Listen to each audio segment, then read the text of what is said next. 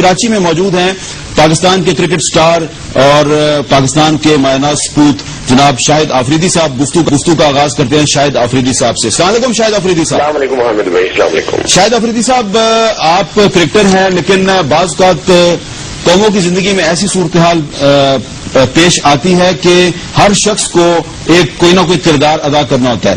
میں آپ سے یہ پوچھنا چاہتا ہوں کہ یہ جو امریکہ کی طرف سے پاکستان پہ بہت سے الزامات لگائے گئے ہیں اور اب آل پارٹیز کانفرنس بھی منعقد ہو رہی ہے کل اسلام آباد میں, آپ کے خیال میں اس صورتحال میں پاکستانی قوم کو اور میڈیا کو کیا کرنا چاہیے؟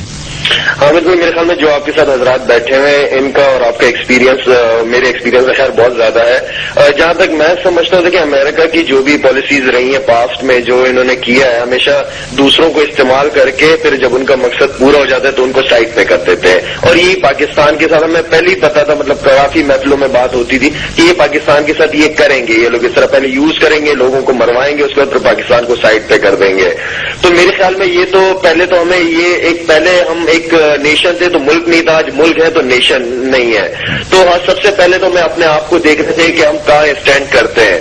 ہم سب سے پہلے ہمارے پاس جو سب سے مطلب ایک پاورفل چیز ہے وہ ہمارا ہے کلمہ. اس دن میں ایک آپ ہی لوگوں کے چینل کے ایک پروگرام دیکھ رہا تھا تو ہماری ایک محترمہ منسٹر ہے, تو انہوں نے یہ بات کی کہ اگر ہمارے امریکہ سے تعلقات ٹھیک نہیں رہیں گے تو ہم لوگ بھوکے مر جائیں گے. تو مجھے بڑا افسوس ہوا کہ بھوکے مر جائیں گے, ہمیں امریکہ کھلا پلا رہا ہے یا ہمیں اللہ کھلا پلا رہا ہے, تو ہمارا یقین ہی بہت غلط ہے.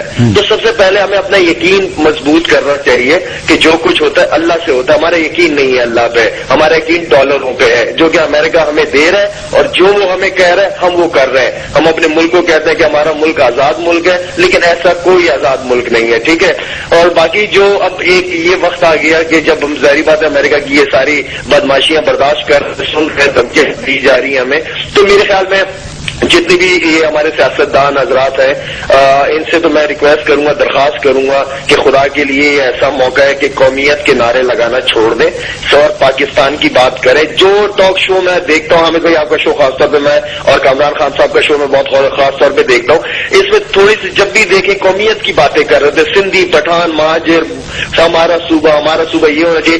تو یہ ساری باتیں چھوڑ کے صرف پاکستان کی بات کیوں نہیں کرتا کوئی بندہ؟ مجھے تو یہ سمجھ نہیں آ رہا. جہاں کھا پی رہا ہے بھائی سب سے پہلے آپ مسلمان ہو, اس کے بعد پھر پاکستانی ہو. چھوڑ دو پٹھان, سندھی, مہاجر, بلوچیات, صرف اور صرف پاکستان کی بات کیوں نہیں کرتے جس ملک میں کھا پی رہے ہیں؟ الحمدللہ اللہ تعالیٰ نے ہمیں یہ ملک دیا ہے. کل کو اگر یہ ملک ایران, عراق اور افغانستان بن جائے گا تو ہم کیا کریں گے پھر؟ شاہد بھائی, آپ کا یہ خیال ہے کہ پاکستان امریکی امداد کے بغیر بھی زندہ رہ سکتا ہے؟ کیوں نہیں زندہ رہ سکتا؟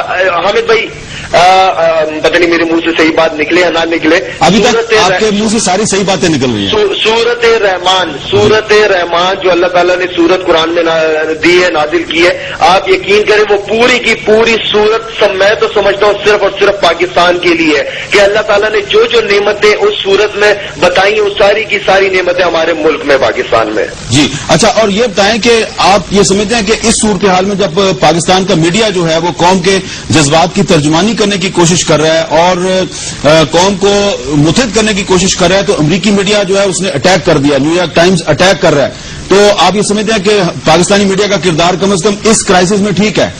میرے خیال میں پاکستان دیکھیں, جب میں اپنے کرکٹ کے حوالے سے بات کروں گا, جس طرح میں جب کپتان تھا 2011 ابھی ورلڈ کپ جو ختم ہوا, اس طرح جتنے زبردست طریقے سے قوم کو ایک جھنڈے کے نیچے ہماری میڈیا نے لا کے کھڑا کیا, اور اس وقت نہ کوئی سندھی تھا نہ پٹھان تھا, کوئی نہیں تھا, صرف اور صرف ایک پاکستانی کا نعرہ لگ رہا تھا.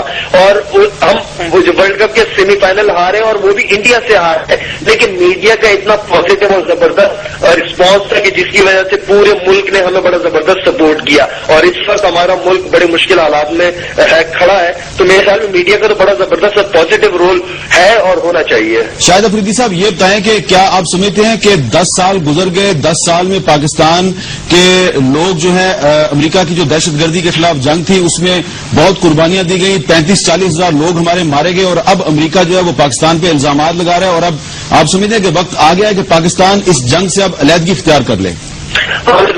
یہ تو ہونا ہی تھا، یہ ہونا تھا. اس طرح پاکستان کو انہوں نے سائڈ پہ چھوڑنا تھا استعمال کر کے، جس طرح میں نے پہلے کہا.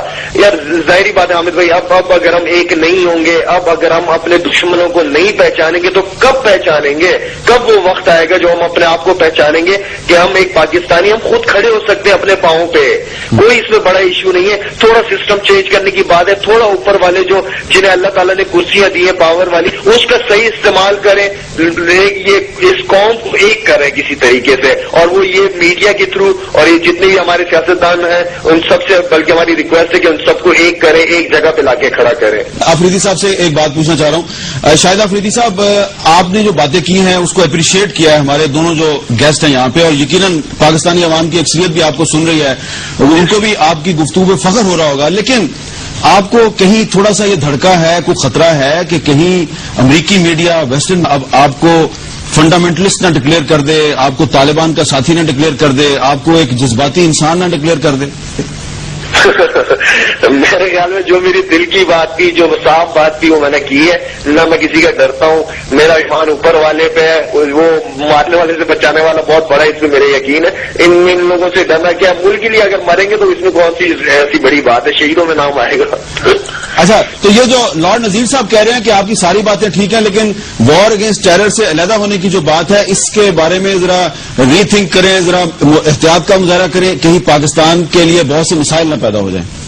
نہیں، بات یہ ہے بہت، دیکھیں ہم پہلے سب کچھ سکون سے تھا، سارا کچھ ہمارے لیے تو کوئی ٹینشن نہیں تھی. وہ 7 سمندر پار بیٹھے ہوئے، ساری ٹینشنیں ہمارے ملک میں ڈال دی ہیں، ہمیں وہاں لڑوانا شروع کر دیا. اس سے پہلے تو سارا کچھ سکون تھا، سارا کچھ ٹھیک تھا، بالکل سب کچھ صحیح چل رہا تھا. تو آپ یہ سمجھتے ہیں کہ یہ 9/11 سے پہلے پاکستان میں نہ خود کش حملے تھے، نہ ڈرون حملے تھے، یہ سارے کے سارے جو مسائل پاکستان میں پیدا ہوئے ہیں یہ امریکہ کی جنگ کی وجہ سے پیدا ہوئے ہیں؟ بہت بالکل اسی وجہ سے پیدا ہوئے ہیں. اور یہ دیکھیں ہم لوگ، ہمارے جو ہے نا مینٹلٹی، وہ ہم یہ ہے کہ کل اور پرسوں کی سوچتے ہیں. امریکہ نے 10, 15, 20 سال کا پلان بنایا، ان کا پتہ نہیں کیا پلان ہوگا، ان کا پلان وہی جانتے ہیں بہتر طریقے سے. لیکن پلان جو ہم باتیں کرتے ہیں یہ وہ پلان نہیں ہے، پلان ان کا کچھ بہت ہی آگے